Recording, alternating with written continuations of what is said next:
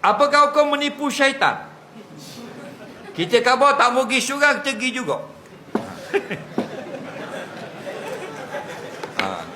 Dia ni kawan dengan syaitan, dia tipu kawan dia. Dia khabar syaitan, aku tak mau pergi syurga. Syaitan kata, bagus. Faham? Dia pergi juga, dia tipu. Faham? Nampak? Syaitan kalah ke mu kalah? Syaitan tak kalah. Faham lagi? Dia tak akan berhenti. Nampak? Dia akan kecek kat mu. Mu semayang dah, dia kucar kat. Muda semayang, dia kata main bola. Bukan semua. 7-10 final ni kan, main terus. Faham?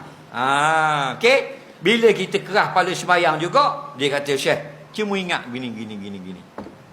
Kerja dia dah tu. Dia tak akan kalah dia.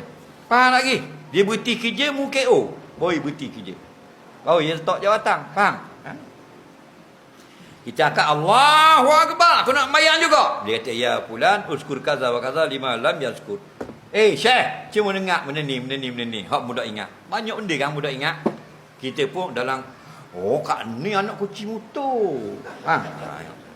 Tengah-tengah rokok kan. Iya kan nak budu, iya kan nak. Molek-molek ada tajwid. Fatihah dalam rokok mazhab ayah ping. Habis dah semayang, molek belaka dah. Habis dah ibadat, habis dah baca Quran, molek belaka.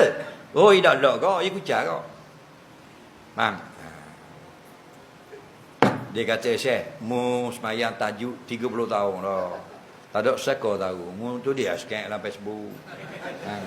Kita pun tulis. Kuat semalam peti pukul 3.30 pagi. Bergegar takzing rumah saya. Saya tengah tahajud. Dia kata, Syekh, mu ngaji pondok 30 tahun. 10 tahun di Kelantan, 10 tahun Patani, 10 tahun di Surabaya. Tak ada seorang tahu mu ngaji pondok.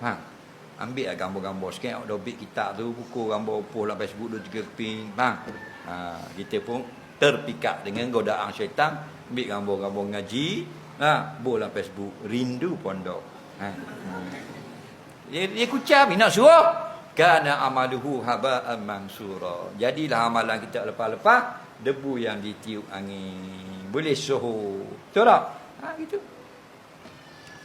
Dia hebat dia tang seri tang. Faham? Kita kan biasa nata syaitan. Betul tak? Ulama tewah. Contoh kata mu. Berok cari. Dia kucar barang dia. Kalau kita puasa sunat, dia suruh pergi main kat kedai makan. Syekh, main saya nak kecil telur, aku bayar. Tak apa, puasa sunat, Senin kami. 20 tahun dah amal. Nampak? Habis modal kabur. Soalan seterusnya.